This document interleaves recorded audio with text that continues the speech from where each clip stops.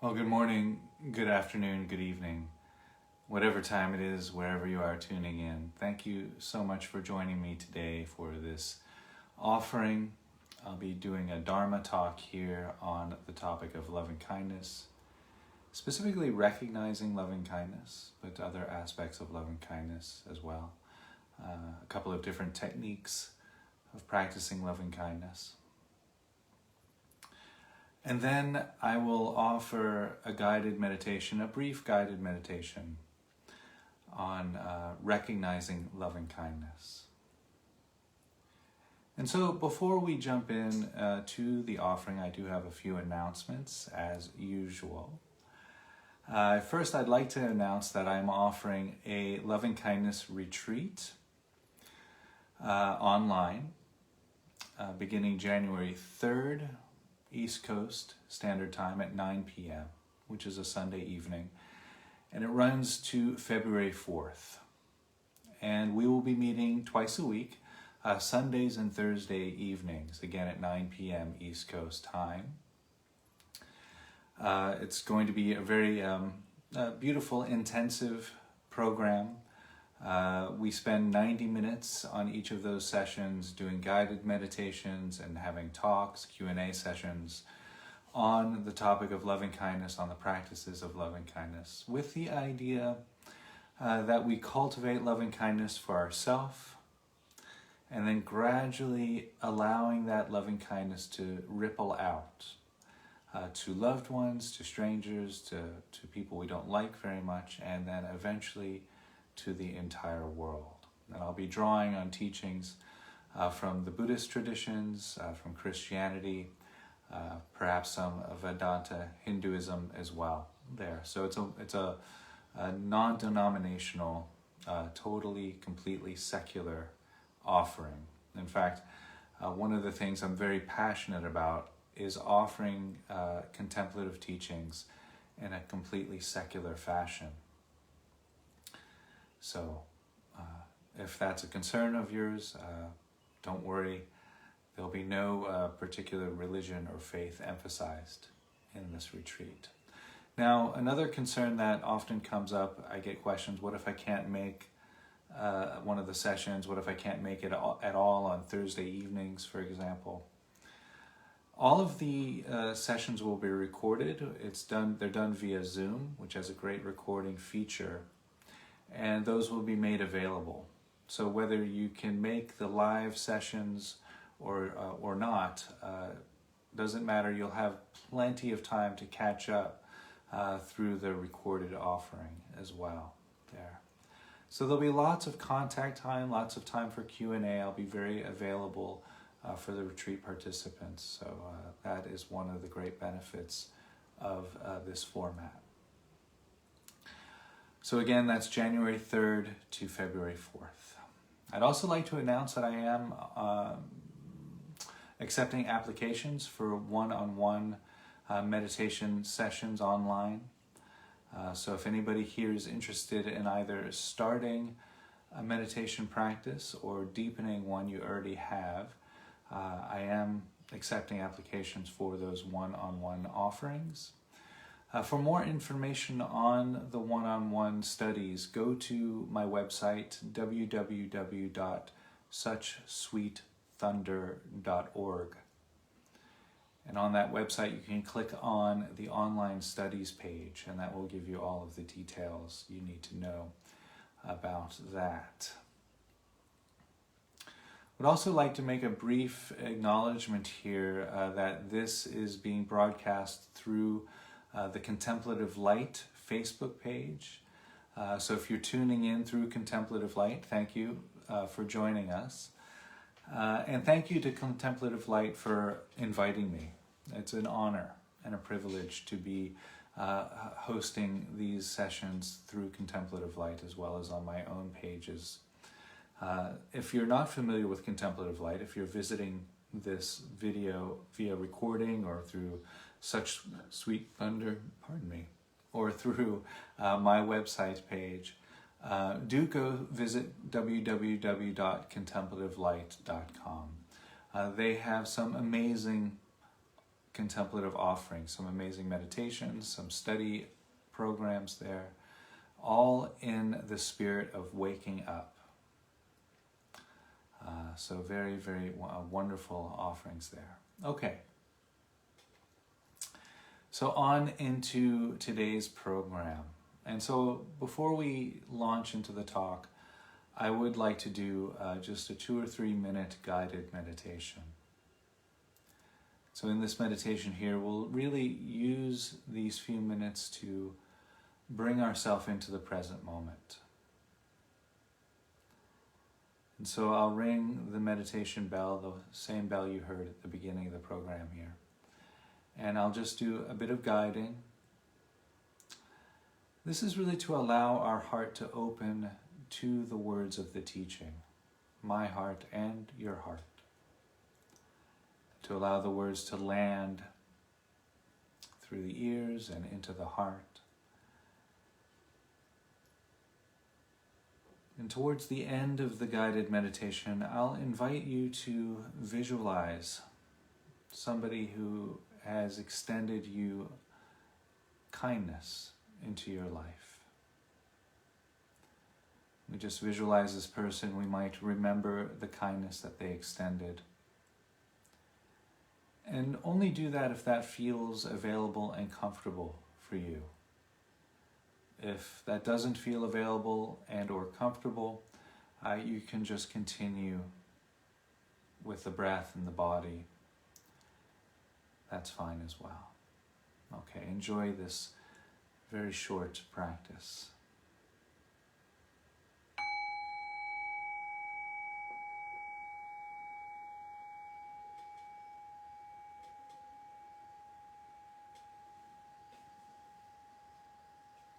And so finding a comfortable, relaxed meditation posture, whatever that means for you, just as long as your body can be stable and supported, you can remain alert yet at rest.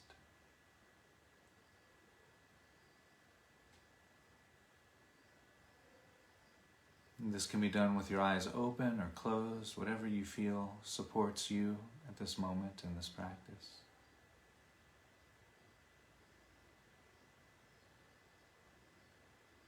You might notice the breath entering and leaving the nose. Noticing also the breath as it touches the back of the throat. Perhaps noticing the temperature changing from cooler to warmer at the nose and the back of the throat as you inhale and exhale.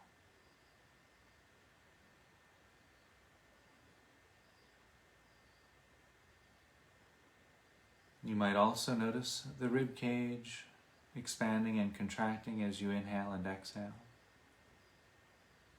The rising and falling of the abdomen as you breathe in and breathe out.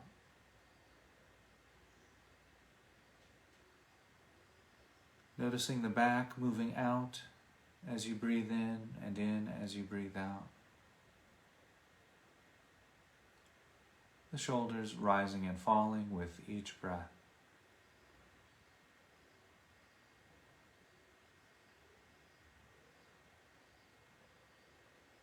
Each stage of the breath an invitation to connect with the present moment.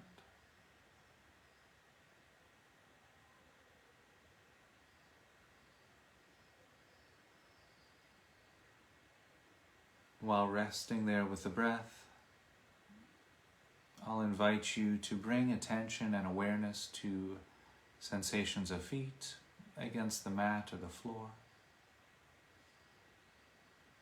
Inviting the muscles in the feet to rest. Noticing the weight of the body against the cushion or chair, mat or floor.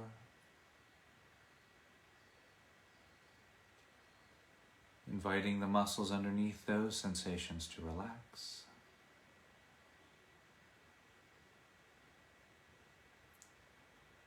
You might also notice sensations of clothing against the back. Inviting the muscles underneath those sensations to grow soft.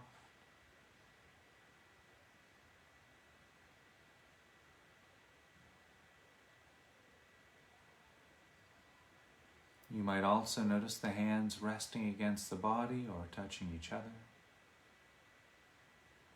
The arms resting against the body. Inviting the hands and arms to relax and rest.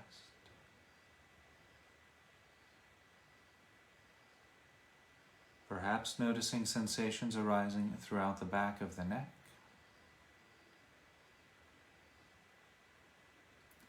Inviting the muscles in the back of the neck to relax.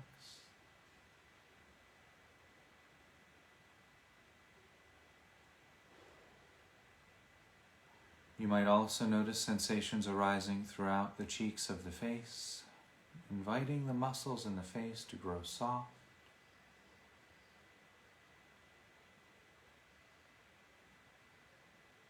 There might also be sensations arising from the top of the head.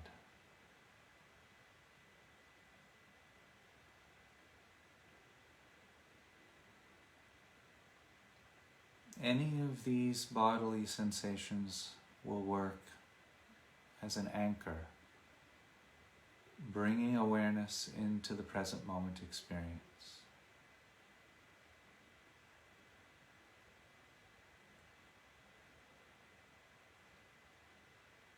And so while resting there with the anchors of the breath, the anchors of the body, you might also notice any sounds arising in the present moment. Sounds are always present moment experiences as well as breath and body.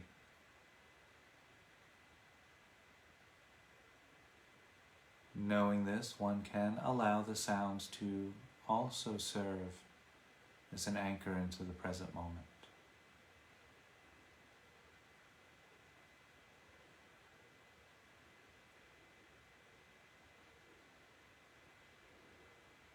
And so we'll rest right there, maintaining open, spacious awareness.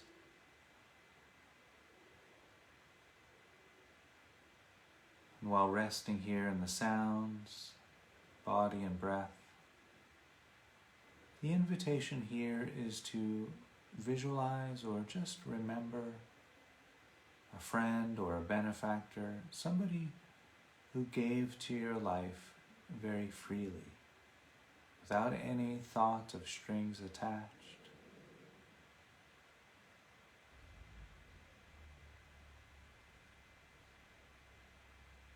Allowing this visualization or recollection to be a resource for you.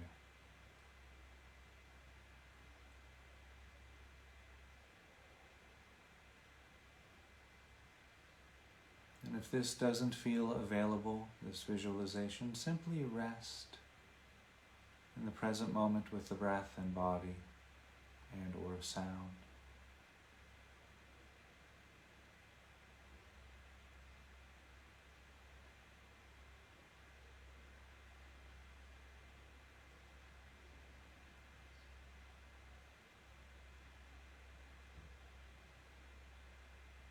If you'd like, you can put your hand on your heart.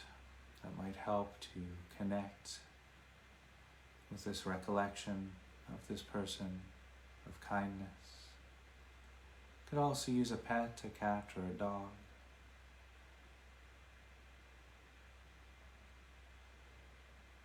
Just a recollection or a visualization which allows your heart to open, feeling warmth, kindness.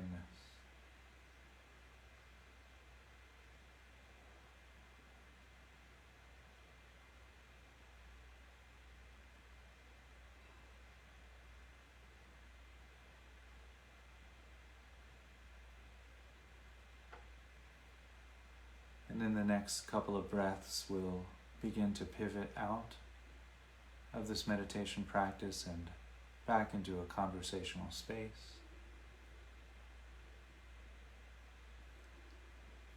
I'll do that by ringing the bell 3 times to cue that.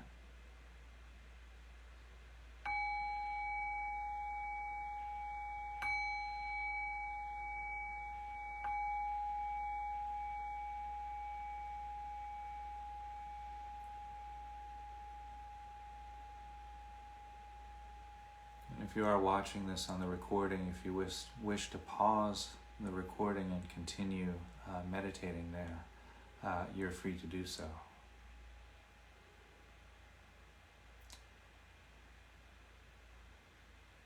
Okay, thank you for allowing me to guide that meditation there, that brief practice. We're going to come back towards the end of today's offering and do a little bit more meditating, as we get there. So I mentioned that I offer these teachings in a secular way, non-religious way. And the last talk I gave, I really dug deep into the Buddha's teachings on loving kindness. You may have seen that. Don't worry, you don't have had to see that to receive benefit from today's offering. All of these sessions are standalone. But in the spirit of keeping this non-denominational theme, which I do in all of my teachings, I would like to touch in with a different tradition today. Now, I can't pretend to be a religious scholar, I'm not, and my training does come from the Buddhist tradition, so that's where I draw most of my wisdom from, if I may be so bold as to say so. But I did do a little bit of research on Kabbalah. Now, I thought this would be a great addition to the program here, as we have, I think we're 2 or 3 days or 4 days into Hanukkah now. And so Kabbalah is a Hebrew contemplative tradition. And I started on this journey of research because I remembered last year I was on celebrity cruise lines. I work on cruise lines, on celebrity cruise lines, giving talks on Buddhism and teaching mindfulness meditation. Usually a few months a year I do that. And I happen to be finishing a talk on loving kindness in the theater there on the cruise ship. And after the talk, a couple approached me at the stage and they said, "These teachings are exactly the same as what we study in Kabbalah." I was, really? Because I had really no idea about the practices of Kabbalah. I knew Madonna was really enthusiastic about Kabbalah some years ago, and that's really my only exposure. Eckhart Tolle refers to some teachings of Kabbalah here and there as well. So I had very little exposure. But I remembered that conversation, and so I went online here and looked at some of the similarities of the Kabbalah teachings of loving kindness to the Buddhist teachings, and how we can use these teachings as well, because they're very, very similar. And so in my research, I came across Moses ben Jacob Cordero. I'm sure I'm pronouncing that wrong. His Kabbalistic treatise, the Tomer Devorah. And he says in there, the following actions are to be taken to cultivate loving kindness. Now, he gave a pretty thorough list. I only am, I think, quoting 6 here. He said, in order to cultivate loving kindness, we can provide a child with all of the necessities of their sustenance and love that child. Another way is to visit and heal the sick. Giving charity to the poor, offering hospitality to strangers, attending to the dead, and making peace between one person and another person. And it said that the people who embody these qualities embody loving kindness. And then the research that I did went on to tell me that Abraham is the archetype of loving kindness in the Hebrew tradition. Much like Kuan Yin or Avalokiteshvara, the icon here on my altar here, that's Kuan Yin. Both Kuan Yin and Avalokiteshvara are archetypes of compassion and loving kindness.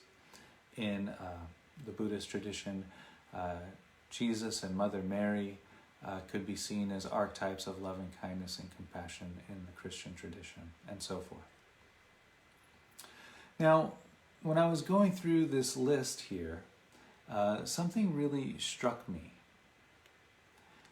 All of these qualities that are listed here are acts of generosity. I thought, wow, that's really great. In the Hebrew tradition, in the Kabbalah tradition, one way of cultivating loving kindness, and it seems like a pretty important way, according to the tree of life in the Kabbalah tradition, where I found these teachings, generosity is considered to be quite fundamental to loving kindness practice. And this reminded me of teachings of the Buddha, where he talks about generosity and gratitude being the two wings of loving kindness. Generosity is the act of giving freely, and gratitude is the act of receiving freely. In fact, the two wings of loving kindness, if you will, generosity and gratitude. So, a couple of pointers, if you will, on how this might be practiced. Now, when I launched into today's offering, we did a very brief body scan. We went through the body, inviting the body to rest, and really noticing the sensations of the body. And I really recommend taking up body scanning, some sort of body scanning, as a daily practice. And then in doing that, we start to get to know the sensations of the body very intimately, in a much deeper way than we would before taking up a practice like that. And then you can do this at the same time. If you haven't done a body scanning practice, you can start that and start this next practice, the practice of generosity, of giving freely. Now, you don't have to give the keys to your car or your bank account. You can give a flower. You can give a compliment. You can give somebody some time. You can give a poem, a smile. These are all ways of practicing generosity. And the reason why I mentioned the body scan before I mentioned those techniques is that each of those acts of generosity will elicit a sensation in the body, in the mind, and in the heart. So the idea is to move forward with that act of generosity and then recognize what it feels like in the body, in the mind, in the heart. And you can do that by, some teachers call it practicing the pause. You pause for a moment, you take a breath, you give, let's say, a flower. You give a flower to a stranger or to a friend if that feels weird. That's fine. You give that flower, you pause. What does that feel like in the body, in the mind, in the heart?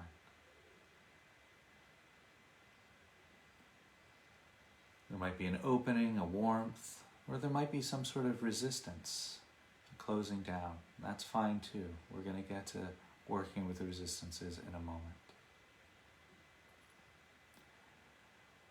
Now, talking about the other wing here, the gratitude wing. Now, the past couple of days, I was filled with gratitude because it was my birthday, and I got hundreds of messages through Messenger and comments on my Facebook page. Each time I read one of those messages, I paused. What does that feel like to receive that gift of generosity, that even that simple act of taking that time, and thank you for taking that time to put those messages there, that message of happy birthday.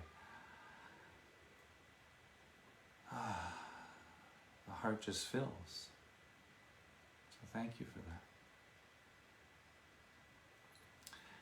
So that will go on my gratitude list. And there's another way of practicing gratitude, and this is a beautiful practice. Keep a gratitude list. I really recommend it. Particularly in this day when there's so much suffering happening with the COVID crisis, with the political divisions. Keeping a gratitude list is a great way to offset the despair which might arise from the current world situation. It's not a way of bypassing that. We can still acknowledge what's happening in the world. But a gratitude list is a way of resourcing. It gives us a sense of strength and stability so that we can be in contact with the present moment when despair arises. We don't fall into reaction with that. So that gratitude gives us that stability. Now, how this is done. You get a notebook or a journal, and you can put a title, gratitude list if you want. You can date it. That makes it kind of formalized. That's kind of nice. And then just write down one or two things. It can just be one thing. That's fine. But do it every day.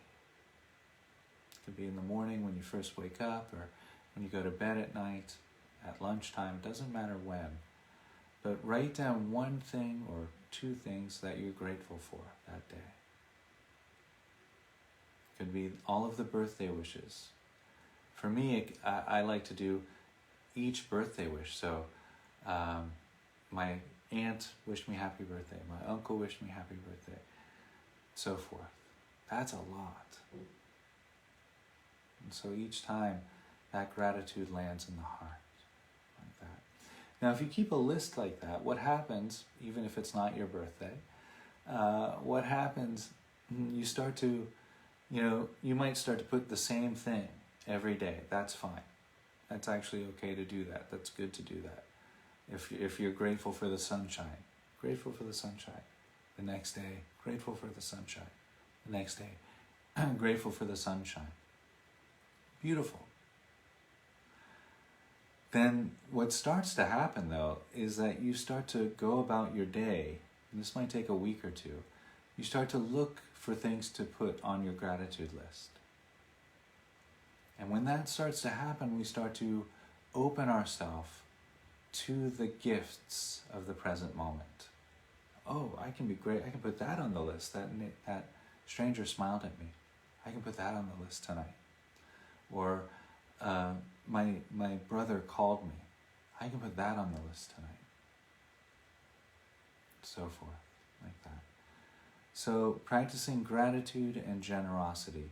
Generosity, the wing of giving freely. Gratitude, the wing of receiving freely. And again, when you start to notice both the generosity and the gratitude in the body, in the mind, in the heart, what you might start to recognize is they feel very similar.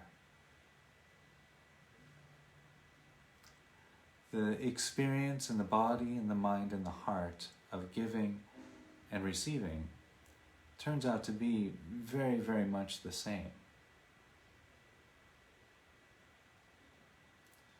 And so that's a very, very beautiful realization to come to. Don't take my word for it, though. Really, really practice it. And see, give it a month of practicing. Giving, maybe doing alternate days if you wish. Today, Monday, my day of generosity. I'll give my boss a compliment. Doesn't have to be forced, I'll give somebody a compliment today. And then, the compliment just comes. Oh, right, I'm supposed to compliment somebody today. So then you appreciate somebody who's working at the coffee store. Say, oh, you're doing a great job today. Wow. Now, I saw a story on Facebook this morning, actually. A friend of mine posted how their daughter went into a cafe and a stranger bought them lunch. Now, this stranger was practicing this random act of generosity, clearly.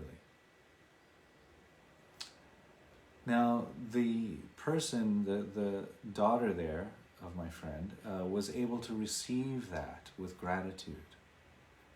And she claimed how that warmth of that act of generosity filled her heart.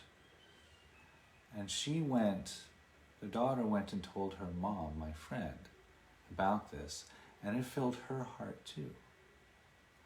And they both vowed to continue doing random acts of generosity as a way of expressing that. And this is one of the beautiful things about these practices, is it doesn't stop with us. And we receive great benefit, no doubt, no doubt. Helps the body, helps the mind, helps the heart in so many ways. But then it moves forward. We do this act of generosity to somebody and it fills their heart. And they might tell 10 other people. And they might be moved to do the same thing. And then it spreads out to 30 people. And those 30 people might be moved to do similar actions. And it spreads out to 50 people. Gradually, over days, weeks, months, years, lifetimes, it doesn't matter how long, we touch the hearts and minds of everyone. You've probably heard of the butterfly effect, right? Where the theory is that if a butterfly here in Thailand flaps its wings, the energy of that motion can create a tornado in the United States or in Canada or wherever, across the world. So if a butterfly's wings can do that, just think how a daily or an every other day act of generosity, how that can affect the world. Okay. So before we run out of time, I want to move into doing some meditation practices. So this will be done in 2 different practices. Again, one very brief practice is a way of kind of illustrating something that I would like to offer. And then a bit of a longer practice into lovingkindness. And so the first practice I'm going to offer here is a guided meditation. It's called the hand and fist exercise, or hand and fist practice. And I learned this from David Trelevin, who was the teacher of the Trauma Sensitive Mindfulness program, which I just graduated from. Beautiful program. He's also the author of Trauma Sensitive Mindfulness, the book. If you're curious about trauma and mindfulness practices and how they coincide and connect, there's no book greater than David Trelevin's Trauma Sensitive Mindfulness. Okay, so this practice comes from him. And it's a way of allowing us to acknowledge and really admire our resistances to loving kindness practice. At least that's how I'm offering it here. And so in the practice, we'll come into the present moment just briefly, and then I'll invite you to make a fist. Now you don't have to hold the fist up like that unless you want to. You can put it on your lap or on the table, wherever it's comfortable for you. Now that fist will represent everything that keeps us safe, all of our protections, all of our boundaries, everything that that keeps us protected, allows us to sleep at night. And then I'll invite you to make an open hand. And this open hand represents the hand of compassion.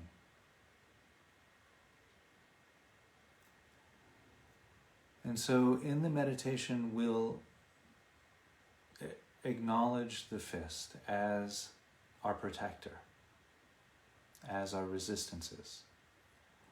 And then we'll hold that with the hand of compassion. And I'll guide us through this very brief practice. The idea is to get to know our resistances. Notice that the hand of compassion doesn't try to pry the fist open, doesn't try to force it in any way, but really just acknowledging it. You can even say to the resistances, I'm glad you're here, thank you for keeping me safe, you're doing a great job, and so forth. Okay, so I'll just ring the bell, and we'll do this brief exercise.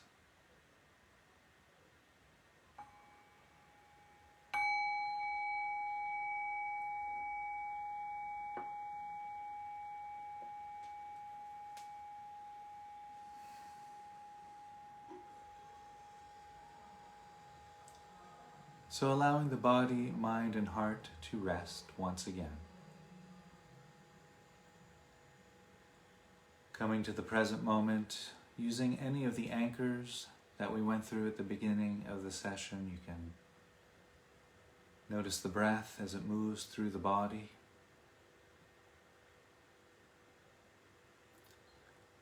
Or you might choose to anchor your awareness in the sensations of the feet or clothing against the skin. Perhaps sensations arising in the hands or the top of the head, whatever is accessible for you right now. There might be more than one, and that's okay too, that's good.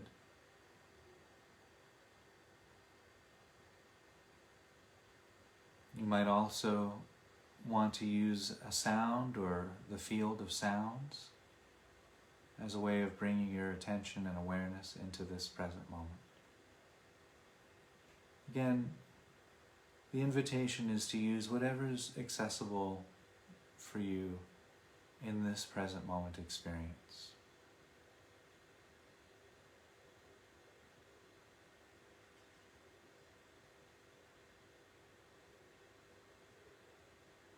And just rest here, allowing the mind and body and heart to settle.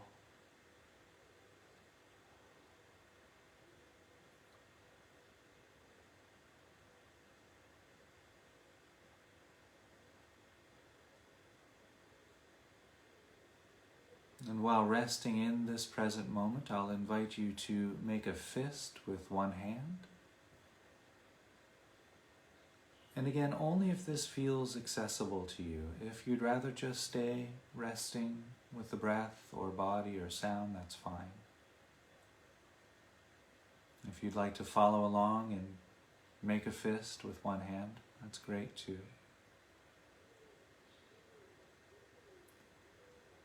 And acknowledging this fist, acknowledging the strength, the stability, the firmness. Visualizing inside this fist everything that keeps you safe. Keeps you safe physically, emotionally.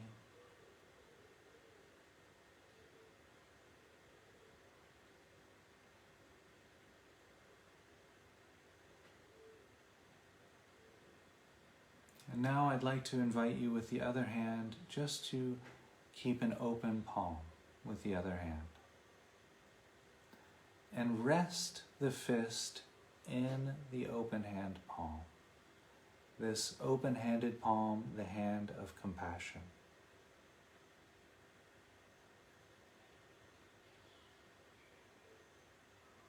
And as you rest the fist in the hand of compassion, you can say to your fist out loud if you wish, or quietly in your own mind, thank you Thank you for keeping me safe. You're doing a great job. You can also say things like, of course, you're there. It makes sense that you're here to keep me safe and protected.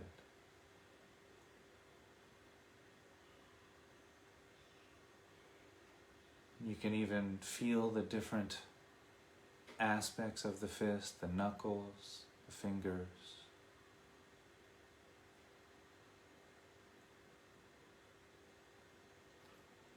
Also bringing attention to the rest of the body, noticing if the body softens or tenses up as you go through this process of acknowledging this brave fist of protection.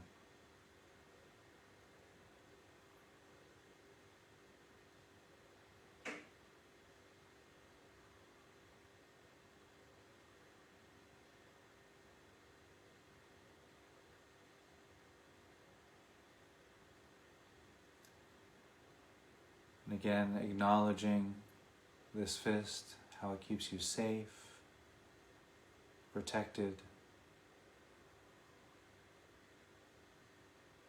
how much benefit we receive from this protection.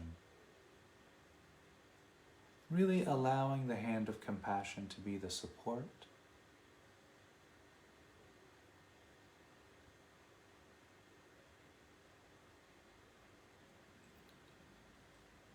Okay, in the next couple of moments we'll pivot away from that practice and back into a conversational space.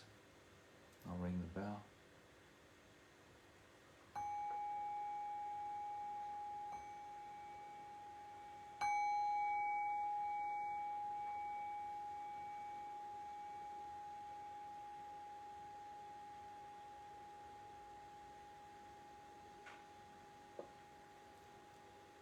And again, if you're watching this on recording and you'd like to pause the recording here and just be with that exercise for however long, you're welcome to do that. If you're watching this live, you're also welcome to revisit the recording on YouTube or Facebook or Instagram.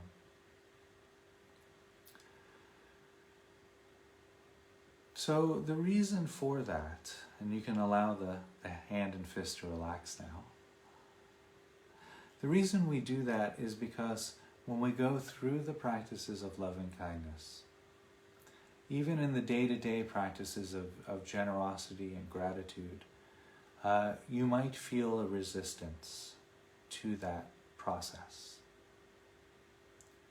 When somebody offers you to buy you lunch, for example, you might kind of, laugh it off as, oh, that was, no big deal. Or perhaps you might feel like they were crazy or they had no choice but to do that. Or maybe they had their own selfish motives or their acts of kindness were natural.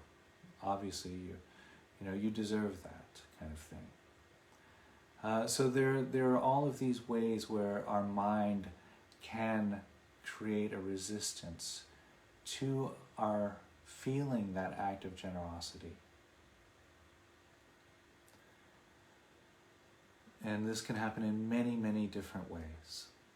And so the idea is not to try to push through that resistance, but to hold it, to recognize that it's there and get to know it, feel it. That resistance will feel a certain way in the body. There might be a tightening in the chest, a clenching in the abdomen perhaps. Maybe your jaw might clench up or you might get flush in the face. But all of these physical manifestations of that resistance are our cues. What does this resistance feel like? Is resistance necessary right now? So coming back to that fist, once upon a time, was probably necessary for our well-being, for our sanity, whatever it is. There's a reason that resistance is there. We don't need to analyze that. We don't need to go into that reason. We just need to know that it's there for a reason, for a very good reason. But in the present moment, it's not needed. That's the thing, the resistances become habitual. And then we respond to our life through those habitual resistances. And again, as I mentioned in the previous session on Facebook and Instagram here, the great poet Rumi, our task isn't to find love, but to find the barriers which we have erected which keep love out. That phrase from Rumi is the summation of all of the practices of loving kindness that I'll be offering, all of the practices of metta that I'll be offering in the retreat that I'm offering and in this Facebook Live series as the series unfolds. Now we are approaching the end of the session here, so I won't have time to do a full guided meditation today, unfortunately. But do tune in on Friday morning if you're in Asia or Australia, or Thursday evening in the States, North America, South America. Tune in for the next episode, because there I will offer a full half an hour guided meditation on recognizing loving kindness and really recognizing the barriers, as Rumi said, holding that fist, recognizing that fist, getting to know it. And when we do that, the loving kindness can flow. It's like a rock in the ocean. The ocean of loving kindness flows around the rock and into our heart. And as we do that, as we allow that tide to keep meeting our heart, it erodes the rock. The rock starts to feel that sense of erosion, and it softens, and finally we become much more open and available to the gifts of loving kindness in our day-to-day experience.